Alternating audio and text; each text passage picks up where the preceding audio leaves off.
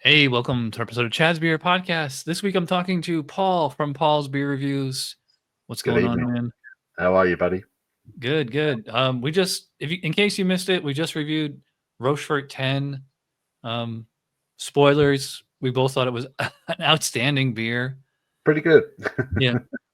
Does this ever happen to you? Like, because I don't know, like, the way, like, I kind of think about beer, especially beers like this, like, you go into the beer store and it's sitting on the shelf, and, like, we all know that it's, like, a great beer, but it's, like, it's not something that, like, you reach for, Like, I kinda like, the only thing I can compare this to is, like, a movie, like this beer is, like, The Godfather or Citizen Kane or something that's, like, a classic, but Yeah, it's, like, it's your Friday night and you just wanna watch something on TV, yeah. it's, like, That's you don't go for, like, I just wanna unwind and watch The Godfather that, that, or that is so true. That's like the perfect analogy. yeah. It's like, I want to watch a movie, but do I really want to watch the Lord of the Rings trilogy tonight? Yeah, exactly, Like, nah, I just want something simple. Let's Yeah. put on something short. Yeah, it's a stunning beer, but it's very rare you're in the mood for it. You need time. You Yeah, need to have like nothing to do to kind of sit and appreciate a beer like that. yeah. You're absolutely right. But then it's like once you sit down and like we're drinking it, and I'm like, oh, I forgot how good this was. It's Yeah, like, why aren't I yeah. getting this all the time? I Yeah, love I love that movie analogy. That's so yeah, clever. Where'd you come yeah, up with that one from? That was inspired. yeah. I thought about that for a while. I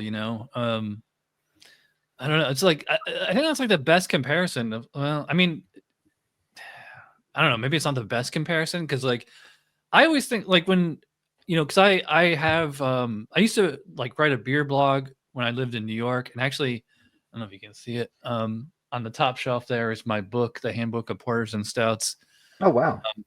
When I used to write text reviews, like really in-depth text reviews of beer, Yeah. um, and the publisher reached out to me and said, "We want to compile a bunch of your porter and stout reviews into a book, and we'll give you a check for it." I'm like, "Hell yeah! Like I don't have Yeah, to do yeah. anything. Hell yeah!" I'm gonna say no to Um, that. yeah. So I should have wrote a blog about this. Is like like comparing kind of like, and I used to when I was a kid, I was like big into art. I went to college for art. I thought I was going to be an artist because I was like a huge comic book nerd. Yeah. And I wanted to be an artist, but then I actually got to college and I realized, oh, I suck compared to all the other people, you know? And like, this is just like community college or like junior college, like not even like the highest level. Yeah. This is like, like a sports analogy where you're like, you think you're an awesome soccer player or whatever. And like you're on like a minor league team and like, you're not even that good, you Yeah. know? You start playing with people who are also very, very good, and you Yeah. realize, yeah, I wasn't actually that good after all. Yeah. Yeah. Been there, that's for Um, sure. Yeah, so I mean, I used to study like art history and like art theory and things like that, and like there's like different like levels of like surface like superficial to like art that like actually has something to say about the world. Like this stuff that you see like in art history books in the museums is like this stuff that has withstood this test of time. And Yeah. like when it comes to beer, like this beer and like a lot of other beers, actually pretty much all the other Trappist beers these are all beers that withstood the test of time. And like if we got in a time machine and went back probably 10, 20 years, the label to this would probably be almost identical, Yeah. compared to I don't have anything like crazy in the fridge right now, but like this is a modern day beer, this imperial hot chocolate stout, with a crazy actually this label's not even that crazy, but Yeah. actually I kind of like I, it though. it's funny. Some of my let's see. My favorite beer labels are like parodies of other beer labels or like parodies of like albums or movies or Yeah. If you can, yeah, if you can get like a cultural link, yeah, they kind of jump off the shelf when they do that. For me, I'm yeah. also drawn to that. Like this is one that I had about a week ago. Pulp Zombie. I don't know. It looks Oh, like wow. a 1950s comic book cover.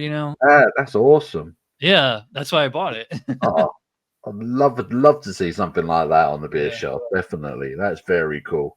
Or okay, so here's one. I don't know if you get this reference. It's called Uncle Pulpy. It's like a reference to National Lampoon's Christmas Story where he's like Oh, of pouring. course, yes, that's right. Yeah, Yeah, yeah. Where he's out I know the outside light's there. not doing it justice, but Yeah. I have like this. I've been saving these beer labels for years, which is the one thing I like about cans compared to bottles is you Yeah, can save the label easily. It's just a sticker on a bottle. that's it. You, I see on the behind you, you have a bunch of are those coasters or stickers or? Yeah, I've got a load of coasters. I like collecting. I like collecting beer mats or coasters. So we've got loads of different breweries up there. But yeah, it's one of my weird nerdy things. Yeah, If I see a cool coaster, I'll have it and stick it on my board behind me. There's a lot of different beers up there. Yeah, it's yeah. I see you got the Blue Moon sign though. I'm a big Blue Moon fan. Really? It's just real. I always have been. I always have been. I just think it's still a very good product. So, and I love the old branding with the furs and the moon and the snow cap trees. And yeah, I was a little bit disappointed when they changed it a couple of years back. But Yeah, yeah, they've changed ownership a few times because I believe somebody told me like they were actually independent when they first started, and then they got bought out by Coors, and they were yeah. with Coors for years, and they got bought out by Tilray Brands, I think last year or 2 years ago. Oh wow, Yeah, Tilray is apparently like a big weed company in Canada or something.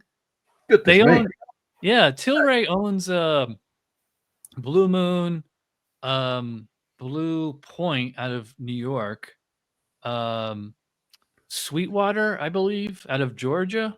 Oh yeah, yeah. I've had some Yeah. Sweetwater beers recently, Mhm. actually. Yeah, Yeah, they send me free beer all the time, and, like, it's usually, good. It might not be awesome, but, it's good.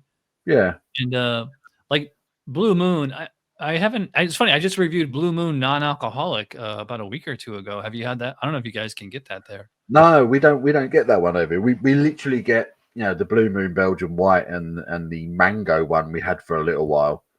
Uh-huh. But I'm not even sure if we still get that over here anymore. We did have it, but yeah. But I've always been a fan. I've always been a fan of Blue Moon. I like a Belgian white beer anyway. Mhm. And Yeah, I think Blue Moon is like a good like starter craft beer for like somebody who, is like a fizzy yellow drinker, Bud yeah, Miller Coors. And then the yeah, Blue Moon gets them onto, something like a little bit more niche or a little bit more flavor. yeah. Absolutely. Blue Moon and Brewdog's Punk IPA. Those were the two beers that got me into craft beer. Yeah. There's no two ways about it. It was those two beers. So, whereas Brewdog have kind of gone down the, dare I say it, macro, but pretending not to be macro Yeah. I don't route. know what happened with Brewdog. Like, when they first came out, they were like the UK equivalent of like Stone or Yeah, like whatever like the cutting edge like American craft beer of the moment was. And that was like a good 10 or 15 years ago. yeah, easy. No, but I still remember the first punk IPA I ever had from Mhm. Brewdog. Blew my mind because up That's in funny because the opposite was true with me. When I first had that, I was like, this tastes like somebody's homebrew. I was like, this tastes like a pale ale. They're calling this an IPA. yeah, and up until that point, all I'd ever really drunk was lager. Uh-huh. I'd go with my boys to the pub and we were drinking lager, and if I wasn't drinking lager, I was drinking traditional cask ales, bitters and Right. things like that. And yeah, when I opened a bottle of Punk IPA, I specifically remember I cracked the bottle, and Mhm. the aroma blew my mind. I was just like, "What the hell am I smelling?" It's just all these tropical fruits and like yeasty aromas that were coming out of me. And I was like, "Is this what beer is supposed to smell like? Have I been drinking wrong all these years?" And it was an extraordinary IPA once upon a time, and it's anything but that now, which is such a shame. Do you think they've changed the recipe, or do you think you've just evolved as a beer drinker? I probably a bit of both. Probably a bit of both. I think. I think the ABV on back in the day, Punk IPA was 6.5, and Mhm. now it's like 5.4. Mhm. So technically it's not even an IPA anymore. Yeah, Yeah. that's pale ale. Yeah. So there's no doubt in my mind they've changed, whether they've changed the recipe directly or they're just using cheaper ingredients. I don't know, but Right. it's certainly not the IPA it was. You know, Yeah. I don't see how you can cut the ABV that much and not have some kind of, you know, alteration on what you're actually doing in the process. But Yeah. yeah, and they seem to have done that across the board, which I get it. If you're saving money, that's fine, but they're huge, Brewdog. You know, if anyone can afford it, it's them. You know. Yeah. So. I just wanted to get. We were talking about Blue Moon before. This is like every Blue Moon review that I've done, and like back in the early days of this show, like I would always get like those Blue Moon seasonal mix packs. Oh And yeah. like none of these beers they make anymore, like, you know, winter ale, spring, you know, honeymoon. My friend Jay and I, we did a Blue Moon versus Shock Top blind tasting. And yeah, I kind of miss those. Like, it's funny, I kind of miss, even though like those beers were like average to, you know, like above average, I kind of miss those. I guess it was just the days, you know, just my days of getting into craft beer. Yeah. So man, how do I StreamYard changed the way that the interface works. I'm not used to the way the buttons are now. But anyway, like what I was gonna say is like, what was your introductory or experience or, you know, journey into craft beer? Or like, I mean, because you said you were a lager drinker.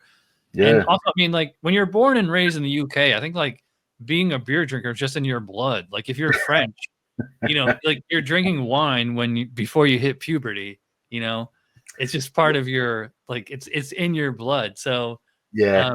what's your beer origin? What's your superhero origin story, I guess? It's kind of true, to be fair. It's just, you know, the pub culture.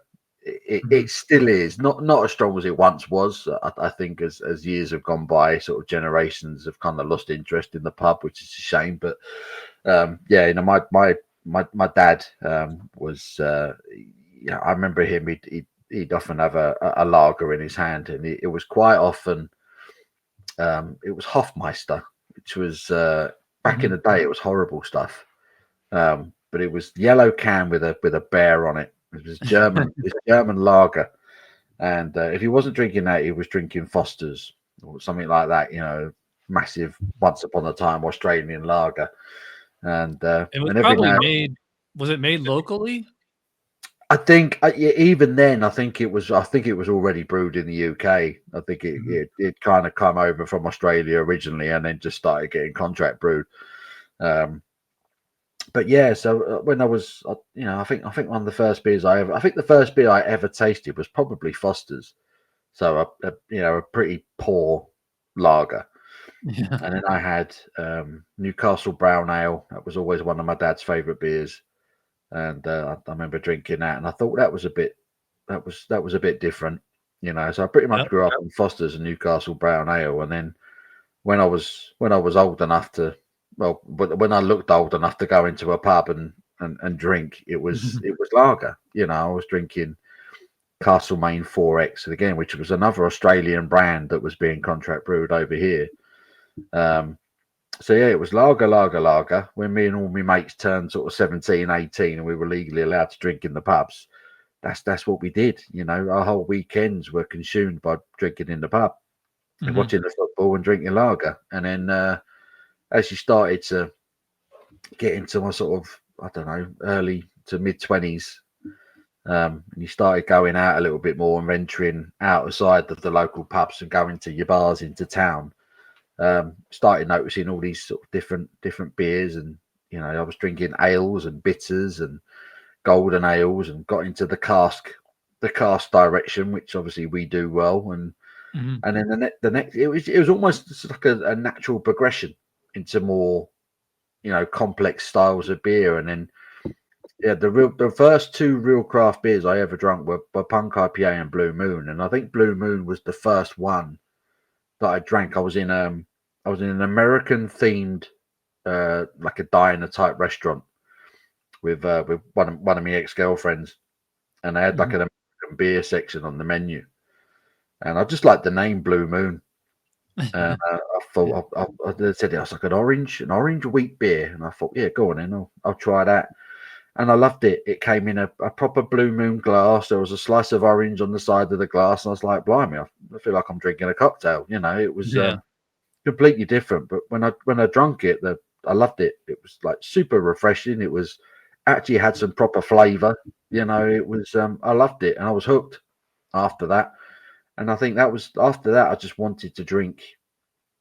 It's a bit like music, you know. You kind of I listen to a lot of heavy metal, rock, that kind of thing. Yeah, And me as too.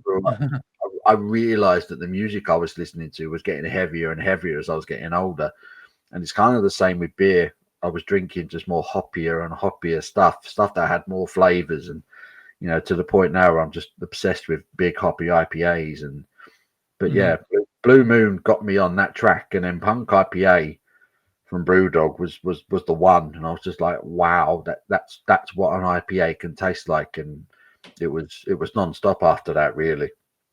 Speaking of BrewDog, did you ever get to try any of their crazy high ABV beers like Sink the Bismarck or Sink the Bismarck? I drank a very small glass of that in a BrewDog bar in Camden, in North London. And yeah, that back in the days, I'd go into a BrewDog bar and not feel ashamed, you know. But yeah, used to go in there quite a bit, the BrewDog bar in Camden, and I had to Sink the Bismarck, little glass of it. It was barely over a shot, you know. And I can't remember what the strength on it was. It was something ridiculous. It was like 40 odd percent, something like that. It was stupid. yeah, I can look it up. And it's funny because like that's not even the world's strongest beer anymore. Like they used to have this like running. They had like a rivalry with like some German beer about who can make the world's strongest beer. Yeah, so Untapped says it's 40. I think that Bismarck was 41%. Yeah. Now it's freeze distilled. And it's funny because like that's not even the world's strongest beer anymore. It's like I don't know, it's some devil themed beer or whatever. Yeah, I think I know the one, but there's it's like 80 proof. It's like drinking whiskey, which is fine if you're drinking whiskey, but like I don't know how they can legally call it beer unless it's I don't know. I mean, like freeze distillation, is there really a difference between, you know, traditional distillation? Because like the way whiskey is made is they basically just make beer, you know, and then they boil it or they boil it so the water dissolves and you're just left with the actual alcohol or whiskey. Are you a big whiskey or bourbon guy? Scotch? I do enjoy my whiskey. Yeah, I do enjoy whiskey. I can say particularly my bourbon, to be honest. Which brands? Woodford Reserve. I'm a big fan of what they do there. I've had a few of their bottlings and really like them. Jack Daniels. I know you're probably going to go, oh god. But I'm a big Jack Daniels fan. I did the distillery tour in Tennessee a couple of years ago, and I loved it. Loved every minute of it. So not technically bourbon, Tennessee whiskey, but Tennessee whiskey. Very similar. Very similar.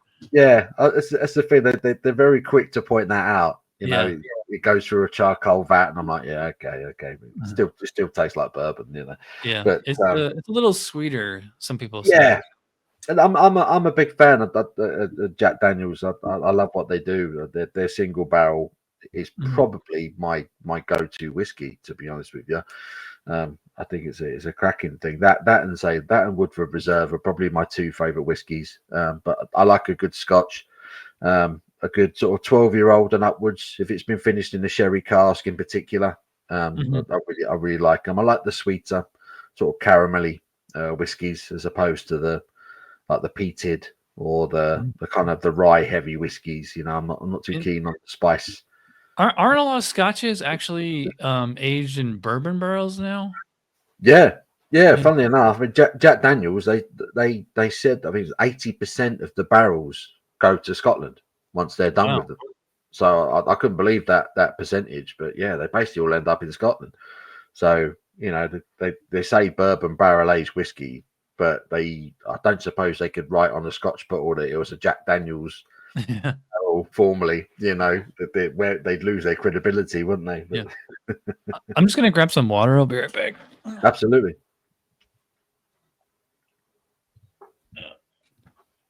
I should have just had this sitting on the desk. It's a good idea, actually. I want to have another beer, but it's kind of early. So it's what time is it? It is like about 6:30 p.m. Eastern time.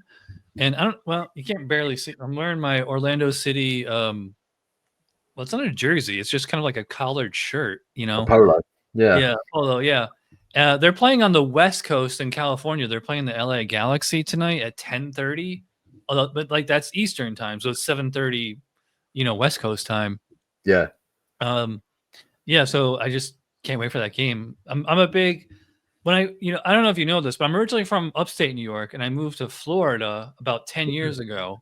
Right. And you know, when I'm in the general Orlando area, which is like, you know, Central Florida. If you know where Disney World is, you know, that's Central Florida, like right in the middle of Florida. Yeah. And you know, Orlando City and Orlando Magic are our two big, you know, pro sports teams. Yeah. And you know, Orlando City is like, they started off terrible and they've been getting better every year. And like last year, they went to the conference playoff game and lost. Although I thought they should have won because the player on the other team kicked one of our players in the back of the head with their cleats. That should have been a red card. Wow. You know, they didn't get the red card, even though they looked at the replay.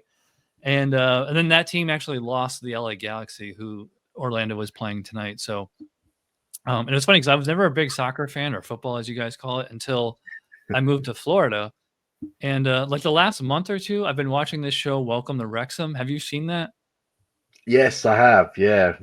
Was he Ryan Reynolds and the other guy came in and bought the club? Everybody says the other guy. Yeah. The other guy. Rob McElhenney. Yeah. That's the one. That guy. Yeah. He's from It's Always Sunny in Philadelphia, which I've never actually watched. Like that show is like a cult following here. I've watched the first season because it's all on Netflix. So I've watched the first season and it's quite good. I just like the idea of the guys who are running a bar. But it's pretty good. Yeah, it's a really wacky show. It's like one of those acquired tastes, I think. I think a lot of it is like kind of inspired by like kind of Monty Python kind of humor. Yeah. From what I've heard. I've never been very random. I'm a huge British comedy fan.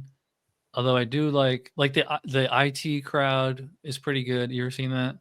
Yeah, I've seen the IT Crowd. Yeah, it was British comedy was, I don't know. I mean, have you ever seen Only Fools and Horses? I never even heard of it.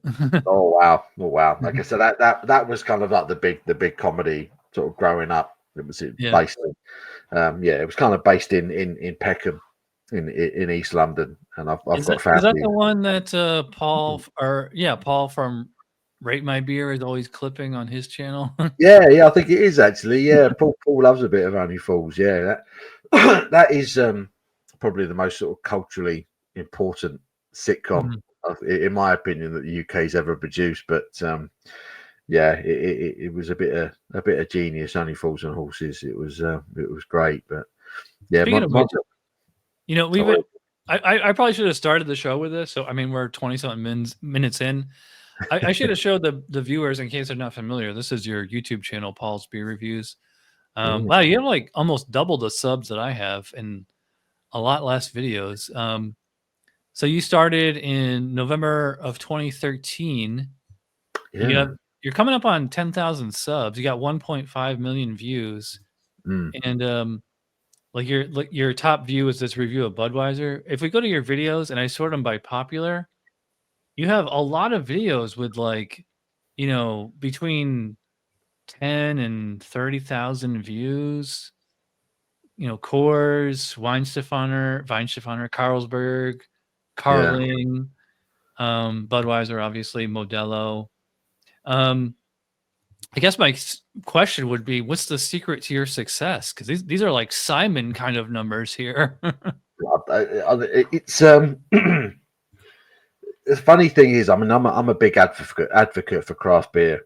I mean, I work at a brewery. You know, that's what I do for a living. So it's but the when I started my YouTube channel, I was my plan was to kind of just tell people about good beer, good beer, where you could get it, how much it cost, and then as time's gone on, I've got more and more into the craft beer side of things rather than just what you can grab in a supermarket, rather than what you can just grab at the store around the corner.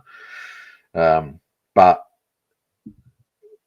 from a YouTube perspective, if you want to get the views, if you want to get a bit of notoriety, you've got to review the stuff that's readily available. You've got to review the stuff that you can just pick up at the store. You know, it's a shame. You know, I'll sit here and I will drink a beautiful double IPA from some obscure independent little brewery, which is one of the best beers I've ever had, and you might get 200 or 300 views, something like that. You know, I then go and buy. I drank this a couple of weeks ago. It's a Backbridge rubbish fake Irish nitro stout. Isn't that made by Heineken now? Yeah, it's not even Irish. It's brewed in Scotland. You know, but it's done over 3,000 views in about a week, and it just shows if you review stuff that's readily available that people can buy, that they don't have to break the bank. That's where the views are. So for my channel, I try and mix it up. I'll try and review good, really genuinely, brilliantly brewed stuff from small independent brewers, and then I will chuck in some rubbish that you can pick up in your local store and spend a couple of pound or a couple of dollars getting. You know, that's something that I've come to realize over the last few years. Although because when BeerTube, as we call it, started, it was mostly Americans doing it. Like, you know, I was like one of the first people, and even though I'm not like the biggest beer tuber anymore, I'm probably like the most tenured beer tuber because I've been doing this consistently since 2008. You know, you're prolific. I mean, I know, but like every night there's a new video from you that I can watch, which is great. You know? Yeah, but like I bet you like 99% of them are beers you've never heard of and you can't get. So you like there's no reason to watch, you know. Yeah, but that's why I like it. That's why I like it. When I come to America, I'll have a bit more information because I've been watching Chad's beer reviews, you know. Yeah, and it's funny because like even like the most of the beer, like the ones I was showing before, like I get a lot of my beer off this app called Tavour, and it's beers from all over, you know, the United States, and yeah, it's almost exclusively USA. Like once in a while I get a Belgian or something like that, but it's all like breweries like because people don't realize like how big the USA actually is. We're 4 time zones, you know. You know, like 330 million people or something like that. Yeah. Bigger than China as far as landmass, but much less people, obviously. Yeah. You know, like there's like even within the state of Florida where I live, like there's like if they don't distribute, you know, like I can't get it. And you know, so like that, I think that's the key. Like the difference between American and UK beer tubers is like, you know, I don't want to say it like without saying I'm not trying to be like a jerk, you know, like saying like because you know England, the UK is kind of small compared to the United States. Yeah, it's like, you know, like you could like anything within England is like within a day's drive. You know, you could drive from you know, the south of England to Scotland like in what 4 or 5 hours or something like that. Yeah, you probably drive to Scotland and back in the same day if you really wanted to. Yeah, it'd be a long day, but you're absolutely right. It's another world. America's another world to the UK completely. Like you say, that I find that mad that, like I say, you can be in, you know, Florida, but perhaps you can't get a beer that's brewed in Massachusetts or something. You know, right? And it's like, okay, because it's such like a vast Treehouse. Treehouse is in Massachusetts. I can't get it in Florida. Yeah, that would make me sick. I can't get that amazing beer just because I live in a different state. You got to make friends online with somebody who lives there, and then have them be your mule and mail it to you. Well, that's the amazing thing about YouTube. I get people send me beer from other countries, and it's absolutely crazy. And it's an honor. I've literally got a box of beer that's arrived in the UK from Australia. Should be picking it up any day now, and things like that. I would never get a Australian craft beer over here. You definitely don't see it, you know. We get the different. I can't even get Coopers anymore. No, we get Coopers. You see it every now and then. The beer store I went to this evening to pick up the Belgian beer, they have it in there. So you get a Coopers every now and then in there. But, do they have them over there? You ever heard of Outback Steakhouse? Yes, yeah. That's like the only place you can get Cooper's beers, and like they don't know anything about beer, so you get there and like the bottle is like 2 years old and it's just garbage, you know. There's nothing worse than that, is there? You go to a restaurant and the beer selection's awful. Yeah, if they do have a good one, it's out of date. Yeah. They got a wine list that's as big as a phone book, but beer. Tell me about it. Yeah, I was having this conversation with someone else just the other day.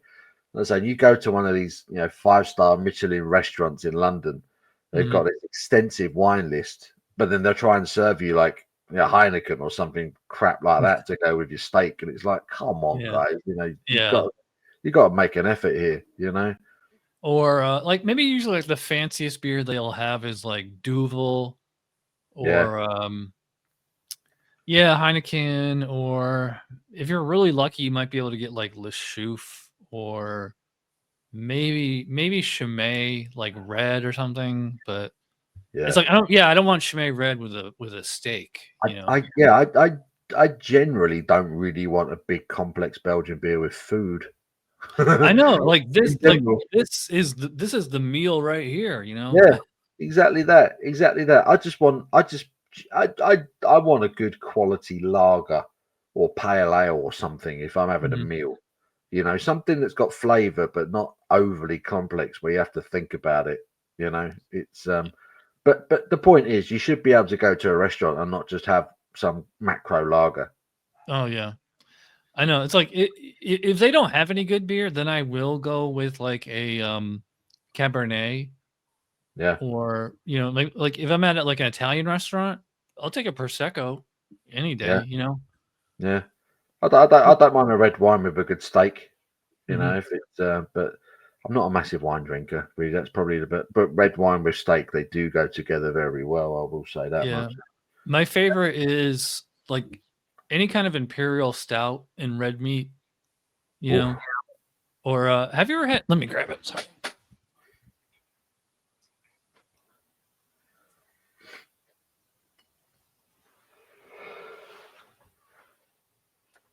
I don't know if you guys can get this there. This is a Polish brewery called Combs. I saw the picture you sent me. I'm not familiar with that one. Yeah, they make like dirt cheap beer. Like I got a 4-pack for $17, and they make this Russian Imperial Stout that's like, I don't know, 13% ABV, and it's like a bottle, like this is like super cheap. It's what's that? The Polish 𝗕𝗘𝗥 or 𝗕𝗘𝗥 1886 porter. Yeah. Have you had that one? I don't think I have. I've heard of it. You're familiar with it? Well, I didn't come up with this. I think I read it somewhere like a long time ago, like 10 or 15 years ago, is that when it comes to beer, there's a beer triangle where you can only pick 2 out of 3 things. And it's, if whatever the other 2 are, like the one thing is the complete opposite. So you have, high ABV, delicious, and low, like cheap. So like if it's high ABV and it's delicious, like this beer, high ABV, delicious but expensive. Yeah. Or you can have high ABV and disgusting but cheap, or high ABV, or delicious and cheap but low ABV, like a session beer. There's no middle ground. Yeah, there's a few beers, and they seem to be like the 𝗕𝗘𝗥 1886 and like this Combs brand. They're all very cheap. They're all very high ABV, and they're absolutely delicious. Fantastic. They must be doing something right. I don't know. I mean, I would say like if anybody can get these Combs brands, get it. And actually, kind of going back to what we were saying a few minutes ago, this one, I mean, they're calling it a raspberry porter, but what they don't tell you is that there's chili peppers in this beer. Oh, no way. Yeah. And so it's like, it's both fruity and spicy. And I think like this beer is like the absolute best beer to have with a steak or like really any kind of red meat, or you can have it like maybe Indian food, maybe. That sounds amazing. There's a Yeah, raspberry porter with chilies in it as well. yeah. So it's not like super roasty, but it's definitely kind of it's kind of chocolatey and fruity, and then like you get like this spicy, like the Trappist, how we just had like you get like the warming sensation in your throat from the Yeah, alcohol. This one is not super strong. I think it's 8.5 ABV. So like I think a lot of the burn, I don't want to say burn because it doesn't really burn, but it's just a warming sensation. yeah. Mostly comes from the chili peppers. And I homebrewed a beer kind of like this a long time ago. I called it Chad's Chocolate Chili Cherry Porter. Just kind of like as a A lot of chaz. yeah, like as an alliteration, you know. So Yeah, I made like a really strong, actually it wasn't even really that strong. It was like about 7% porter. yeah. And I got some cocoa nibs and vanilla beans, threw Ooh, that in there, and then I got some raspberry puree. yeah, And I used to grow these super hot peppers, the Trinidad scorpion pepper, which at the time was like the world's hottest pepper. And I yeah. just got it online, like kind of like as a joke. And I used to give them away to friends, like just try to eat one and see what happens, you know.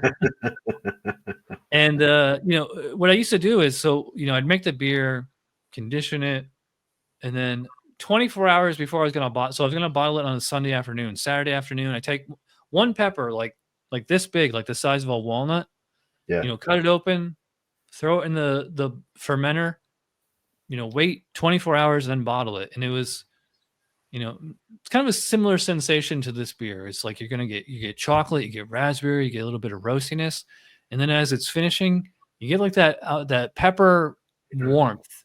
yeah, And a lot of people don't know, like if you actually eat peppers, if you can actually taste them if you can get past the heat, a lot of them do have like kind of a citrusy or kind of fruity flavor to them. yeah. And that's what happened with that beer. Won a homebrew competition with that beer. I'm not surprised. It sounds incredible. Yeah, I can send you the recipe. I don't know if you homebrew. No, I don't. I wish I did. I'd never have the time. I would love to do it, and I'd end up just getting it wrong because I didn't have to put the right time into it. But Yeah. Well, I mean, you said you work at a brewery, so I mean, do you yeah. brew, or what's your role there? So I'm the bar manager. So Okay. I brew. I do brew. I get involved with the brew. So I was literally brewing on Thursday. We've just brewed a 3.4% hazy pale ale. Wow. A So session hazy? Wow. session pale, yeah. That's kind of the way that the craft beer industry is going here at the moment. Mhm. Is you get under that 3.4% margin, you save a lot on tax because the government are being the government and taxing the hell out of anyone Yeah. involved in the alcohol industry at the moment. So yeah, so we wanted to do a nice hazy kind of New England style pale ale that was 3.4%, and the plan is to make it a new big seller because our big sellers are our lager and our West Coast IPA, and Mhm. the rest of them we kind of rotate. So yeah, I do a bit of brewing, but essentially I'm the tap room manager, so I'm in charge of buying in guest beer and making Mhm. sure everything's up to shape in that, and organizing events and getting live music in the bar and everything else, Right. food trucks and everything else that comes along with it. So yeah, long hours, but good fun. Good fun. I got the job directly through YouTube. Really, it was Really? they Wow. were they were a brewery that opened up just before like COVID lockdowns happened. Do they do any bottles or cans, or is it just tap only? No, we can it. We can our beer as well. Yeah, it's I think about 80%, between 70 and 80% of our beer is sold through the tap room, but we're getting ourselves out there. But yeah, we can our beer. So I'll have to send you some over, dude. Definitely. What's the name of the brewery? We're called Creative Juices Brewing Company, I'm and looking up on Untapped. yeah, so we're on a farm in called Wood Oaks Farm, which is just outside London, and it's a beautiful place to go and work every day. It really is. So I've been there Yeah. now for about 2.5 years. I've been there now, and like I say, I met the owner during lockdown, I went and I contacted him. I said that I'd love to come and see the brewery, and there we go. That's us. That is us. Yeah. So I It says went you and only have 13 beers. apparently so. Apparently so. We haven't. Yeah. So Slinky's the award-winning IPA. The Fandango is our sort of our 4 hops pale. This cracks me up right at the beginning where it says IPA American, but it's only 5.6 ABV. Yeah, tell me about it. You got to reverse those numbers at the very least, you know. I know. I'm with you. Yeah, we need to do some stronger beers. A lot of people are quite scared by the strong beers that come in there. So I will say these labels, from what I can see, they look pretty cool. yes, yeah, we kind of get we have a lot of I don't even know what that one is. Don't split the party. I'm not even sure. I think that's the It might lager. be a different brewery. It says Hellas Lager. Hellas there. I think it's our tasty beverage lager, but I think we brew it for another company who have it under their own.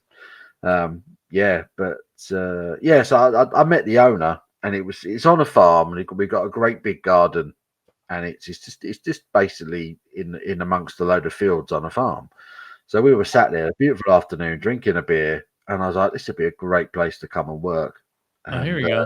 Is this your tap room? Yeah, that's like our beer garden.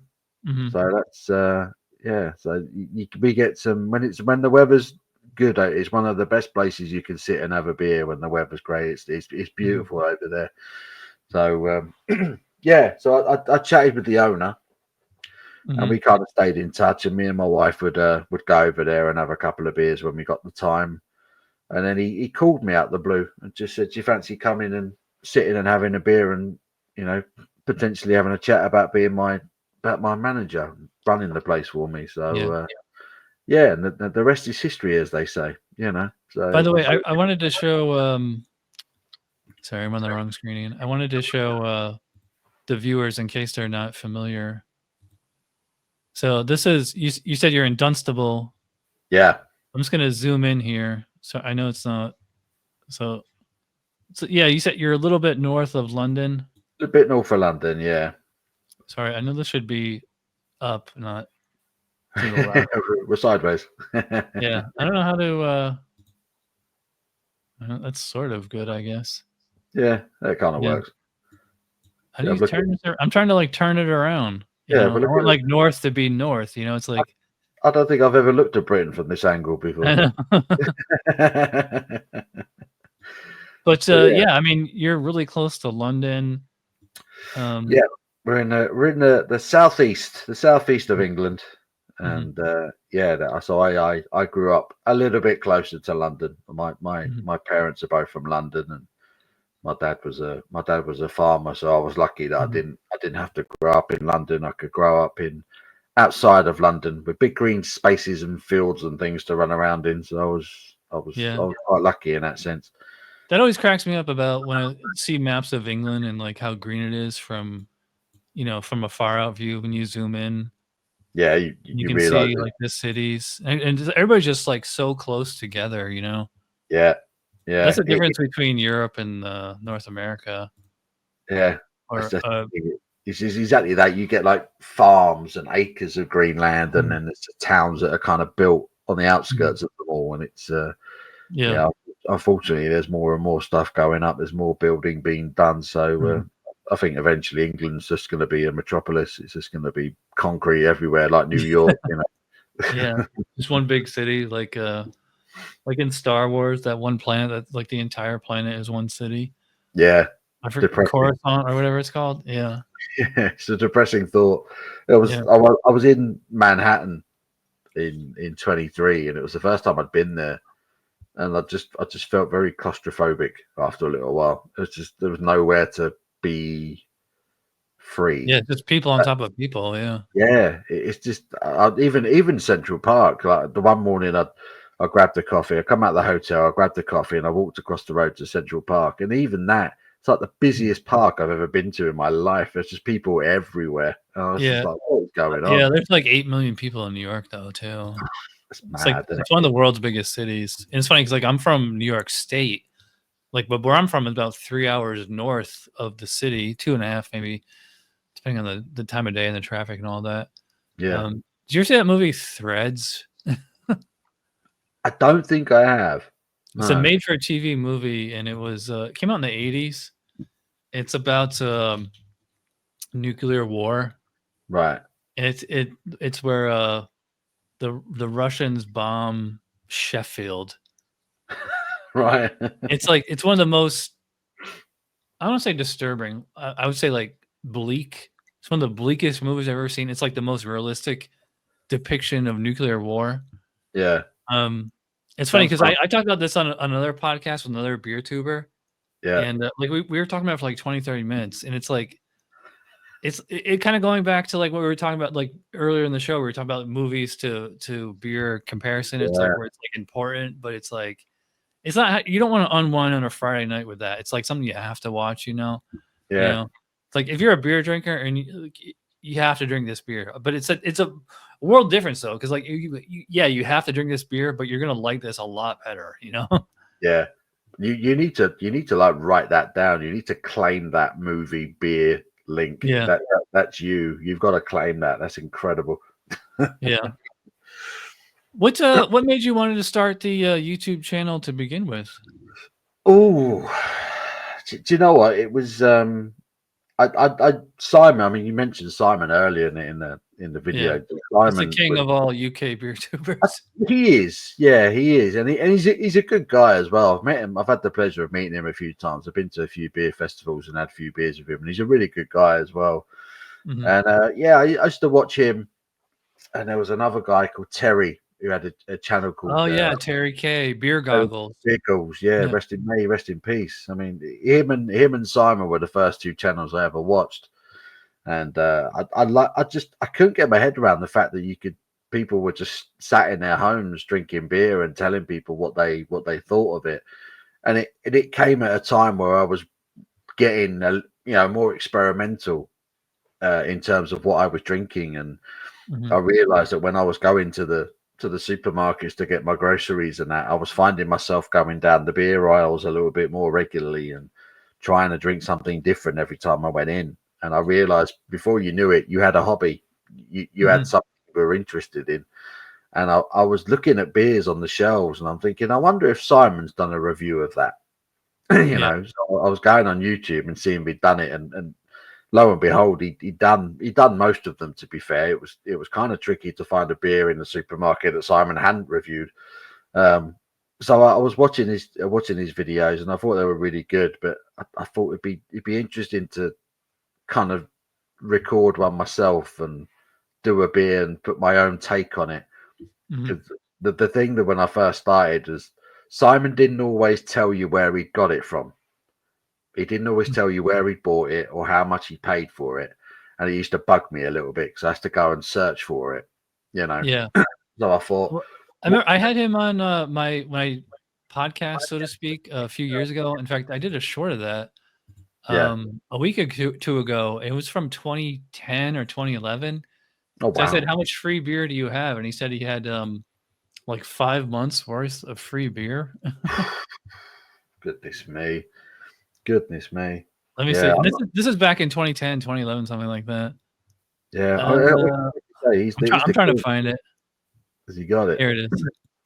I just see your cat moving in the background. I wonder what that was. Yeah, I have this window that they can go in and out of the porch whenever they want. Yeah, so if you go on if you do a search on my channel, it says Real Ale Guide has 5 months of free beer. Yeah, I love doing these. But again, like that's a long time ago. I don't know if I'm sure he still does. Yeah. And that's kind of the difference between, again, going back to what we were saying before, UK versus USA. Is like, Simon's a big fish in a small pond, and I'm a small fish in a huge pond, Yeah. It's like, it's hard to carve a niche out in the United States unless, I mean, I guess like the only way to really do it is like if you only reviewed like supermarket beer, maybe. Yeah. And a lot of people do. Yeah, a lot of people do that. It's like I say, if you just want your channel to grow, then yeah, you just buy the stuff that you can get.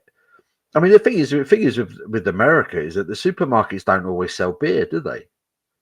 It kind of varies from state to state because it's funny because where I'm from in New York, they could sell beer in the supermarket, but they couldn't sell wine. And in Florida, there's an actual wine aisle, so you can buy all your groceries, your Doritos, Yeah, your steak or whatever, and you can yeah, buy whatever wine you want in the same store. And then a lot of the actual store or the chain will have a liquor store right next door. Like it's separated by a wall because, like, in Florida, the big supermarket is Publix, which I actually used to work for when I first moved here. yeah, And like not every store, but I would say like maybe half or a quarter, maybe like a quarter. A quarter of the yeah, stores will have a liquor store right next to it. So it's like Publix and Publix liquors. So like you can buy, whatever, all your foodstuffs at yeah, one store. You go put it in your car and then you walk next door. It's divided by a wall and it says Publix liquors. And that's if you want to get whiskey or bourbon or rum, tequila, yeah. whatever you need that's like, 80 proof or whatever. It's And weird. Why do they do that? Why would they do that? What it's does just these are all laws going back to like prohibition that, they never got sorted out. Well, so my brother lives in Boston, and when I go see him, he's got like a supermarket across the street from him, and it's a Mhm, Star Market, it's called, mhm. and great big huge supermarkets. You can get all your food in there, all your groceries, but there's no alcohol in there at all. You have to like Really? walk like 5 minutes down the road to this big liquor store, and it's like 2/3 beer, and then the rest of it is wine and spirits and your whiskeys and everything, your hard liquor. What And store was it? I'm trying to remember the name. It it was like it sounds like I think it's like a Brannigan's or something like that. It was. I'll Hmm. try. I'll see if I can Well, I get it up. remember, when I first started doing this show, like back in 2008, I lived in New York and Pennsylvania is, south of us. And in Yeah, Pennsylvania, you couldn't sell beer in supermarkets. In fact, you couldn't even sell beer. Like you couldn't have a beer store by itself. It would have to be like a bar and then a yeah, beer store like attached to the bar. And like I remember, I don't. I'm sure. I mean, I'm sure they've evolved since then. 'Cause I remember like there was like like a proposition on the ballot where like the people could vote. yeah. Do you want to actually be able to buy beer in supermarkets? And that was like 2010 or something. Like almost what, like a good 70 years after Prohibition ended, because Prohibition ended in 1933, I think.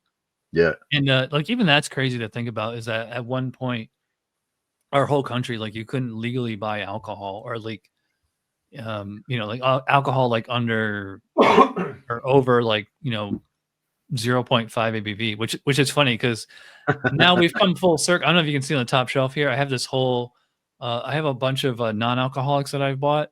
oh wow. I don't know how it is in the UK, but in the USA, non-alcoholic beer is blowing up. It is like they have like an Yeah, entire aisle just at the beer store of just non-alcoholic beer. yeah. And I It's would say getting like most of them are crap to like okay. I've had like maybe like one Sierra Nevada non-alcoholic IPA tastes, I'd say like 90% the same as like regular, full alcoholic IPA. Most of them are pretty lousy. What's the non-alcoholic beer like over there? it's getting bigger and bigger. I'm afraid to say. Yeah, Mhm. it's yeah, it's worrying me big. I thought it was something that might just come and go. It'd be a bit of a phase, but no, it seems to be hanging in there. Yeah, to the point now where it's affecting even just the general beer industry. Like you say, brewers are brewing lower strength beers now. Yeah. Because there's clearly a conscious effort by people to drink less alcohol. Which is weird because like in the UK you have your pub culture, you have your bitters, which are like and your milds, which are like, what, 3-4% ABV, if that. Yeah, And then some like that's like too strong for some people. They want the 0.5 ABV. yeah. I think it just comes to a point where you kind of got to say, look, if you don't want to drink, don't drink. You Yeah. know, it's an odd one. I've never.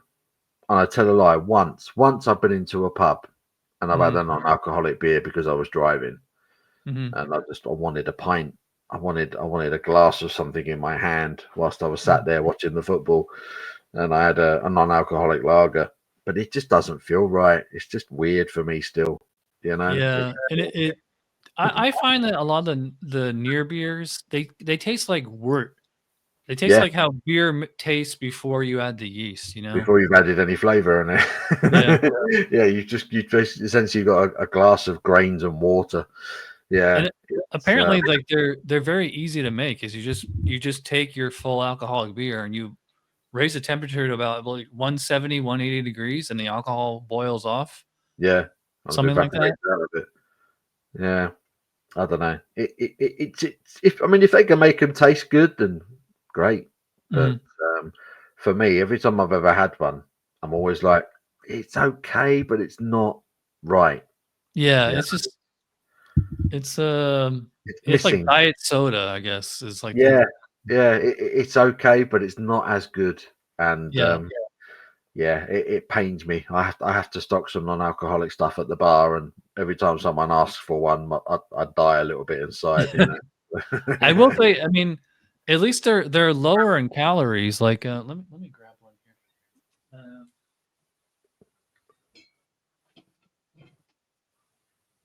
here. And I've never really understood, like, why, um I don't know if this is gonna show on camera. Like, non-alcoholic beer, they can show the calorie count and the nutritions and all protein, carbs, like this. So they're calling this a West Coast IPA, but it's, All right. non-alcoholic.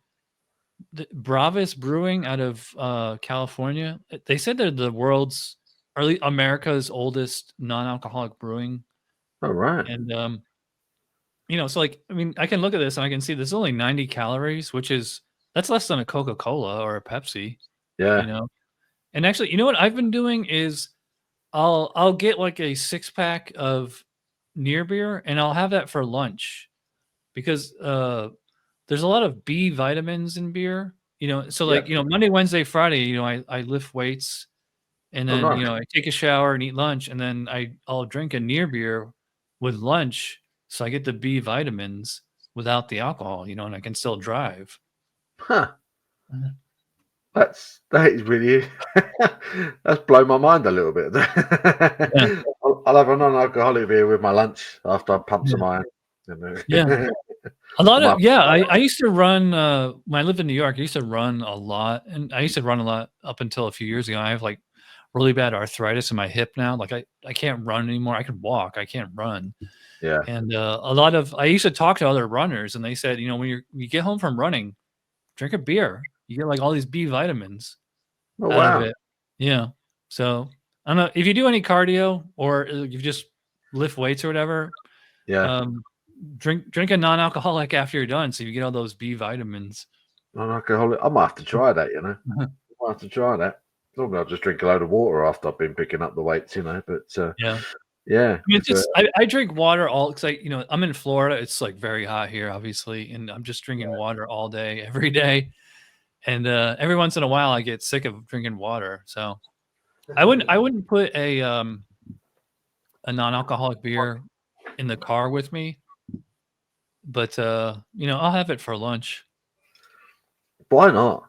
Yeah. Why not? Or you take a near beer and, like, put a drop of whiskey in there, Yeah, no one will ever know. Yeah, Yeah. I think it's a growing industry, but I think a lot of people are still weirded out by it because we have such a strong beer Mhm. culture over here, or Yeah. it's synonymous with beer is synonymous with working class men in this country, and I Yeah. think a lot of blokes are like, "Oh, I'm not drinking a non-alcoholic beer. It's not macho enough." There's a lot of proud guys up and down the country who won't touch the stuff, and I think it struggles with that. Um, Generally, people who are drinking the non-alcoholic beers are younger. A lot of the women enjoy the Yeah. non-alcoholic beers, but it's definitely a growing market, that's for sure. And Yeah. it's interesting because you point out that they state the calories on them, don't they? But they never tell you the calories on your big double IPAs, though, do they? I know. There's a a rule of thumb that you can use to calculate the calories in beer. It's so like the Rochefort that we had a little while ago. Yeah.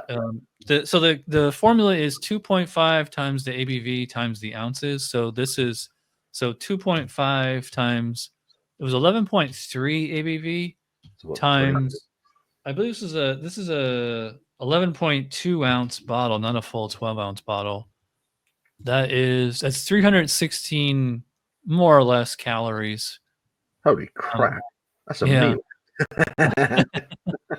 Yeah, and like you have to do a plus or minus about 25% on. It could be higher, it could be lower, depending on how it's because it's more about the fermentation, like how much sugar actually was fermented out and things like that. Yeah. So Well, I've not eaten much today, so I don't feel guilty. No shame. yeah, I'm gonna grab something after we finish. Yeah, Actually, I same. mean, I guess this is about as good as time as any to wrap. So, yeah, Paul is obviously on YouTube. You're on Instagram. Are you on TikTok? No, I'm not. I'm not on TikTok. I'm not on Twitter. It's literally Instagram is the only one I use under Paul's beer reviews, and obviously YouTube. Mm-hmm. By the way, what made you want to call the channel just Paul's Beer Reviews and not some? Because I have very little imagination. That's how I was too. I was like, I just called it Chad. By the way, mine is Chad apostrophe Z. And this is it's kind of a long story. This goes all the way back to high school as like a nickname that I had. Like, were you ever a comic book reader as a kid or as an adult? Not really. No, not really. No. You ever heard of there's a DC character called Martian Manhunter? No, not heard He's of that guy. green. He's kind of like he's a lot like Superman. Right. And so like he's basically like Superman, but he's from Mars, and like his like he transforms into human form like us, and his name is John Jones, but it's J apostrophe ONNJ ONZ or something like that. And Right. like as a kid growing, I just thought that was funny, like having a random apostrophe in your name. Yeah. And also, I grew up when Star Wars, the original trilogies were like in theaters, and Yeah. like a lot of those Star Wars characters, like they have like random apostrophes in their name, and so I just always thought that was cool. So like when I was in high school, I just kind of came up with this name Chad apostrophe Z because my last name is Polenz, so it's Polenz. So I thought I could have my entire name just as Chad apostrophe Z, and I cut out most of my last name, and it kind of sounds possessive, and it kind of sounds like like this is like when like rap music was blowing up, and I was like, I kind of sound like a rapper or something, Yeah. like I'm scrawny little white kid in the suburbs, like Having the Z in your name, yeah. it makes you look badass, definitely. I've just always kept that since I was a kid, and like in retrospect, I would have went with apostrophe S, but it's branded now. I can't change it. So. You've got to make it yours, haven't you? When I first started the YouTube channel, I genuinely didn't know if I'd ever do another video. I recorded it and put one up, and I didn't plan any of this really. It was just like, I'm going to record it, I'm going to set up a YouTube account, I'm going to put it on there, and I'm going to see what happens. That's you every never know YouTuber that I've talked to said the same thing. Yeah, I honestly I did it just for a bit of fun, and you get the bug. You do it once, and then you do another one, and before you know it, you've got a few videos up there, and then you realize people are watching, and you're like, what am I doing? What's going on here? And yeah, before you know it, you've got a few thousand followers, and people are watching your videos, and you start getting feedback, and it kind of inspires you to keep going, and you realize there's lots of like-minded people out there like you and like you and me, it's very cool, and that's how communities get built, and it's a good thing. It's a good thing. Yeah, what's funny is there's a lot of other beer tubers who are just so-and-so beer reviews, like Andy's beer reviews. So I've been trying to get on the show. I'm going to try to hook up with him in the next few weeks. Chris's beer reviews. Chris is a good guy. He's a good mate of mine. He only lives down the road from me. Oh, really? Yeah. Really local to me. Yeah, it's crazy.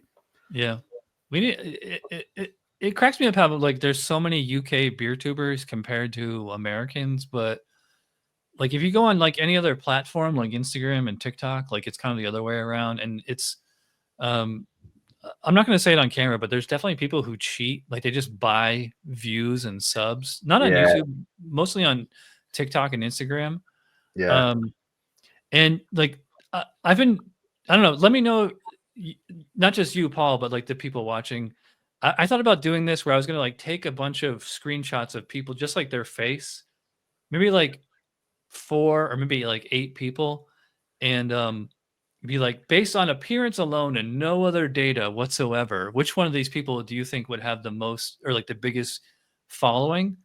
And like, like you're on Instagram, you've probably seen like there's how many like hot girls with bikinis and their boobs hanging out, yeah, holding, and they have like huge followings, but then there are certain guys who just buy followers who have like bigger followers than like certain musicians and movie stars.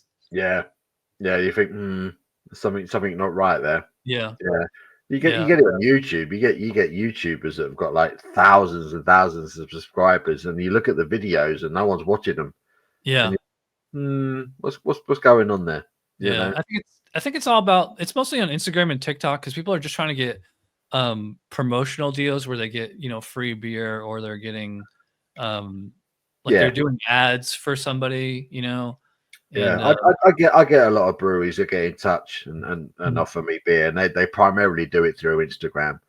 mhm, So obviously, social media is key to yeah. promoting any business as opposed to a YouTube, for example. You know, YouTube really, I've had very little from breweries because they're not watching. You know, Yeah. it is social media that is the key. If you want Yeah. free beer, then yeah, do social media. You know, And that's what cracks me up about social media in general is like everybody wants either like the TikTok super short attention span, or the like Joe Rogan 3-hour long podcasts, like yeah, there's no in between. yeah. I love Joe Rogan's podcast, but it is too long. I know. I, Yeah, I drive around all day and I have nothing to do but listen to podcasts, and I yeah, listen to them at 2x speed, and like there's a huge queue of shows like I haven't even listened to yet, where it's kind of like, yeah, I'll get to that eventually, But you know. he puts one up like every day, and we were Yeah. talking 3 hour conversations. The guy talks a lot. I don't know how Yeah. he does it. I don't know how he does it. If I haven't heard of the person, then I probably won't listen to it, but Yeah, that's also because I subscribe to, like, so many shows that, like, somebody who I have heard of on a different show, I'll listen to that.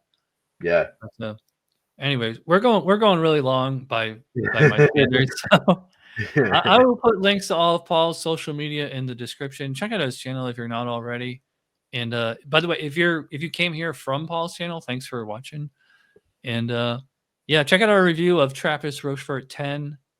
For some reason, I always wrote 12 because I think like, like Westy 12. Yeah. You ever had that beer, by the way?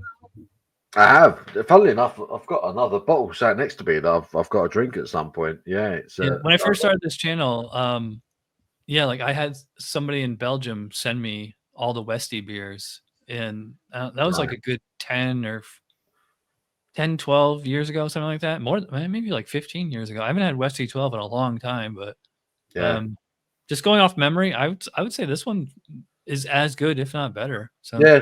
I haven't. Again, I haven't reviewed it. The 𝗲𝒂𝒂𝒛 12. I need to review it. mm, So I've got one sitting there. The plan was to do a video, and I will. One day I will sit down and review it. yeah, The funny thing is, we had this conversation earlier. It won't get many views as compared I to. think it will, because that's a big name beer. Well, maybe I hope so. I hope so. Mhm, Sometimes you have these gorgeous beers, and mhm. no one watches the video, and you kind of think, why did I bother? I could have Yeah, just sat there and relaxed and drank it in peace. I should have asked you this. I should have asked you this like an hour ago, but like, what's some of your favorite American craft beers or macro? I mean, I mean, when I go, I'm usually in Boston, so Mhm. Trillium, everything they Oh do, yeah. is outstanding. Jack's Abbey, their Mhm. lagers are fantastic. Um, who else do I really like over there? Trying to You have think. anything from Treehouse I haven't. I haven't had anything from Treehouse yet. Next or time I'm out Hilltop? there, I intend to go to Treehouse. Yeah, I really want their stuff. Who else? Lord Hobo, another one. Don't hear much about them. Even when you were there, I put to Blanchard's was the name of the liquor store, by the way. Okay. I got a Lord Hobo mix pack, and they were all terrific. Really, really good beers. Yeah, they were one of the first session IPAs, I think. And Yeah. they were one of the big um, hazy IPA Yeah, breweries too. I'm a Lord fan. Hobo, I think it's called, Yeah. or Hobo Sierra, Juice, something like that. yeah, Hobo Juice. Yeah, that was Mhm. like the 913 or whatever it was called, the lager. Sierra Nevada, I'm a massive fan. I love everything they do. I'm a huge fan of Sierra Nevada. Probably they're probably my all-time favorite brewery, to be fair. Sierra Nevada. Yeah. I'm really into Wild Leap at the moment, who are in Georgia, I believe. I've had a few of their stuff I've got through Tavour. Yeah, they're I love their stuff. I don't know what you think. I think it's really, really good what they're doing at Wild Leap. I think they're fantastic. We get that over here now. There's a company called Beards of America, and they're importing beer primarily from North Carolina. But yeah, they've got a few other breweries involved, and Wild Leap in particular really stand out. I'm enjoying everything that they do. Who else do I like? Sycamore. I like what they do.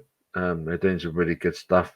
I've got to shout out Samuel Adams. I know it's kind of the Boston lager. It's kind of a run of the mill stuff, but what I didn't realize until I went to the brewery was how many different beers they have, and their barrel aging project is huge. Yeah. You ever got to try their 𝗕𝗘𝗘𝗥? No, That's I their, haven't tried that. That's yeah. I had that beer at the brewery in 2013. I was at the beer bloggers conference. It was in Boston, and we went to Sam Adams Brewery, and then we went, like, Jim Cook was there, and then, like, he was nice. doing tours in the barrel room, and they were Yeah, passing around that bottle of 𝗕𝗘𝗧, and I just kept, like, refilling. I'm just gonna keep refilling this until somebody tells me to stop. You know, it's like a shot glass of that is like $20. yeah. You know, The I bottles are reviewed that amazing. on the show as episode number 1000. Yeah, that's I a love really, I don't know if you even consider it beer. It's kind of like it's kind of in that gray area as whether it's really beer or not. But Yeah, yeah, the beer is really good. And but I would say aside from Boston Lager, like most of the stuff they make is like it's supermarket beer. It's like the stuff you give to your dad or your uncle. You yeah, know, it's like it'll transition you from Budweiser to like you know, it's like one of the first steps between Budweiser and this, but yeah.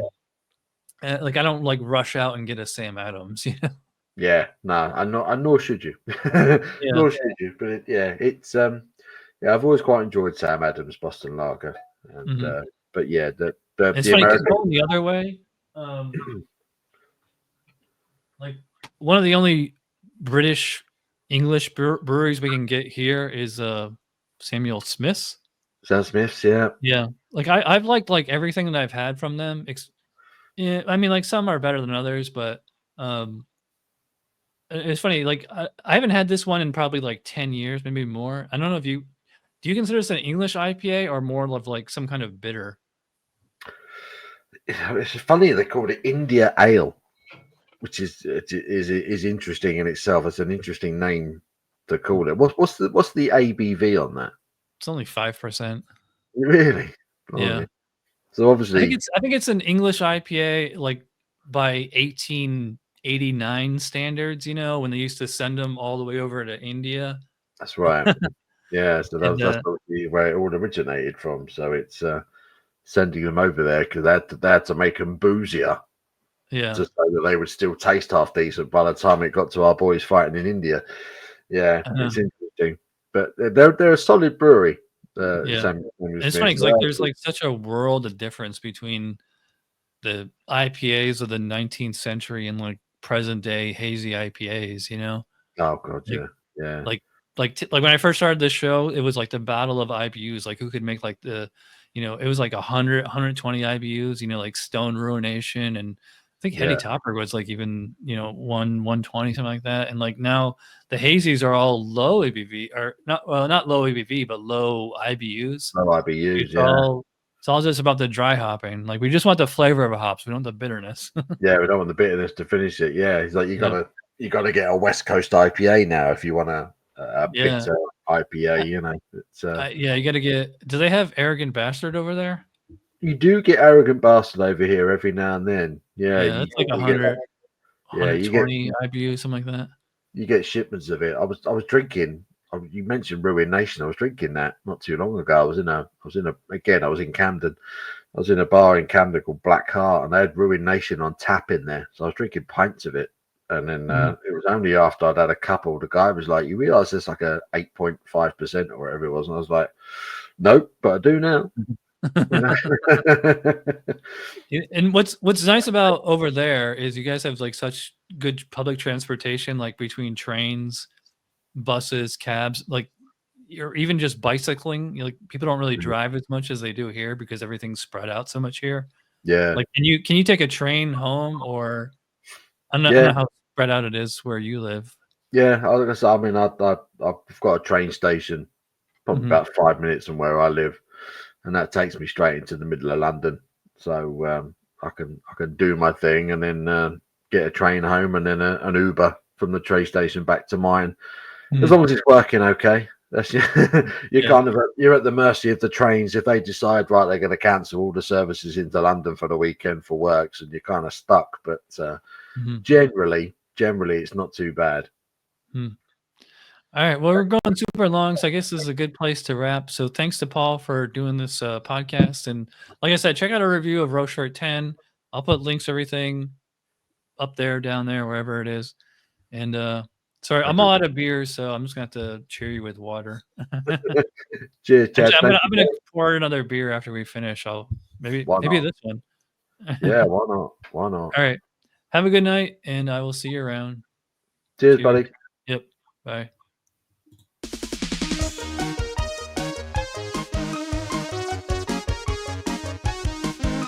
Somebody brewed it. Chad just reviewed it. Thanks for watching Chad's beer reviews. Trust me, the next episode will be a lot better.